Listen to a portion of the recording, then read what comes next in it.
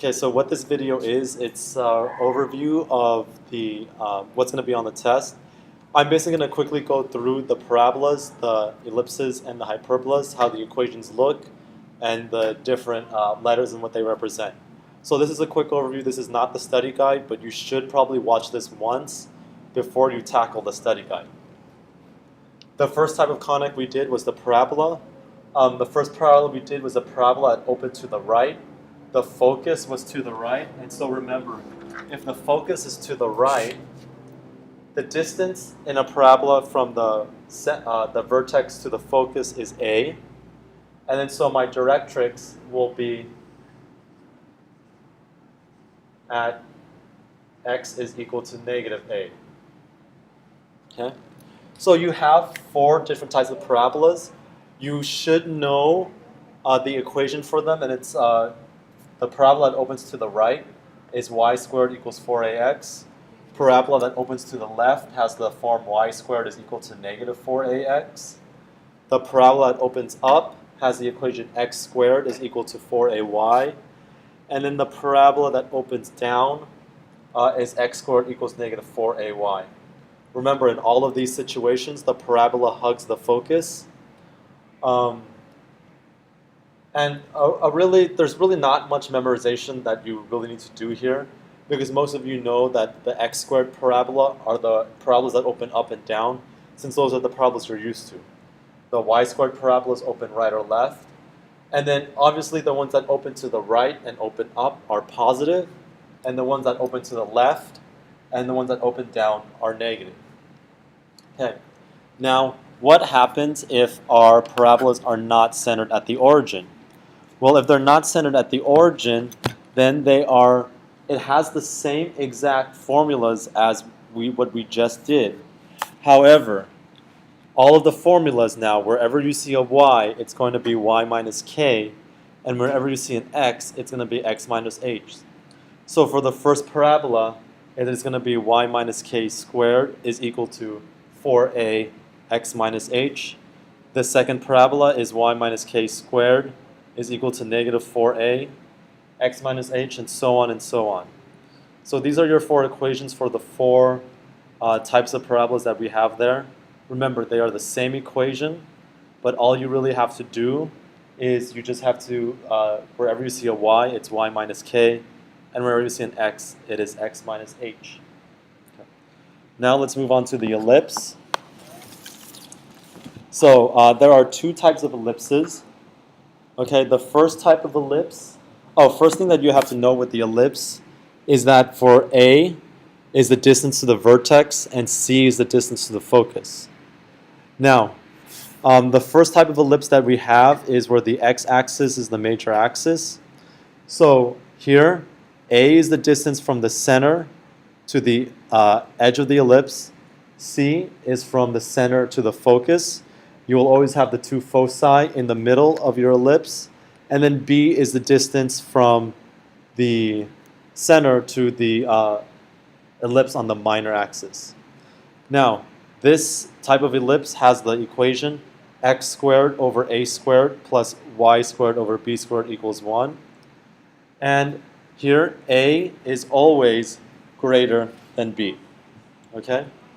So whenever you have an ellipse that is centered at the x-axis, or the major axis is the x-axis, the a is the larger term, and it always goes under the x squared. Now, if I shift it, and now I'm in my ellipse, and the y-axis is the major axis, your ellipse looks like that now, but a and c still remain the same. A is the distance to the ellipse on the major axis, and C is your focus, the length from the center to the focus. And then B is the length from the center to the edge of the ellipse on the minor axis. Your equation will be the same thing as before, except your a squared is bigger, so it has to go under the y squared. Okay?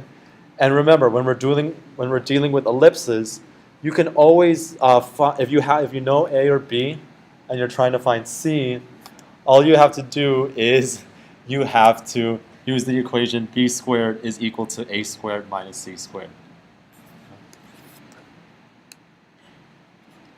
Now, we're going to move on to ellipses that are not centered at the origin. If they're not centered at the origin, they follow the same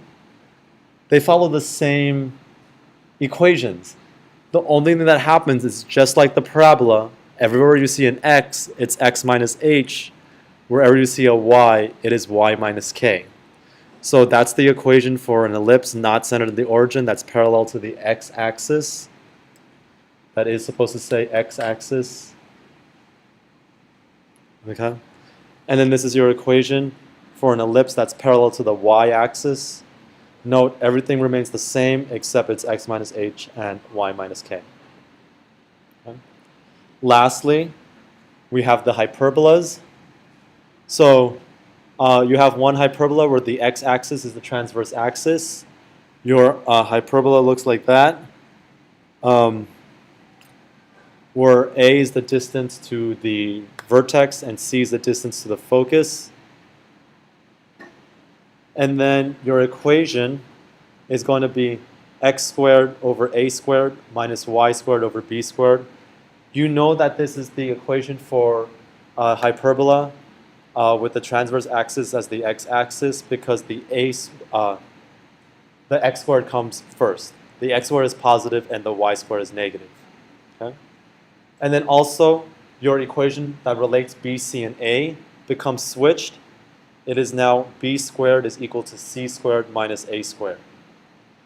And then to find the asymptotes for the hyperbola that is standard, for the hyperbola that the transverse axis is the x-axis, your asymptotes are y is equal to plus or minus b over a x.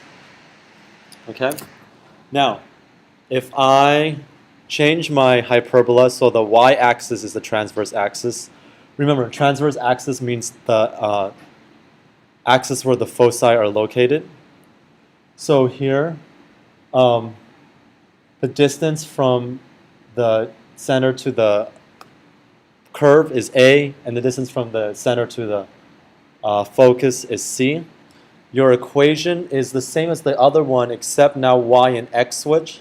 So you know the equation refers to a hyperbola on the y-axis when y comes first.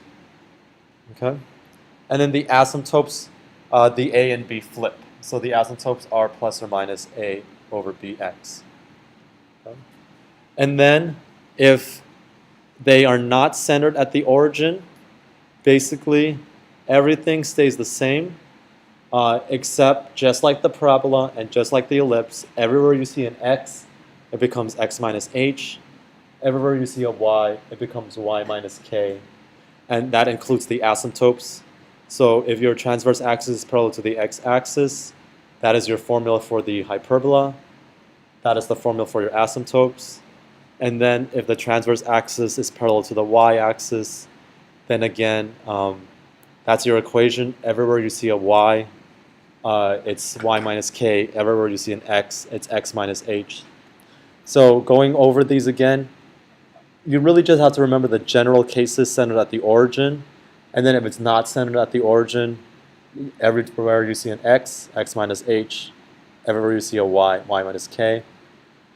Also, another interesting thing to point out is that when you have an ellipse, if you go from the center, it will always go center, focus, and then vertex. In the hyperbola, it changes where it goes center, vertex, focus.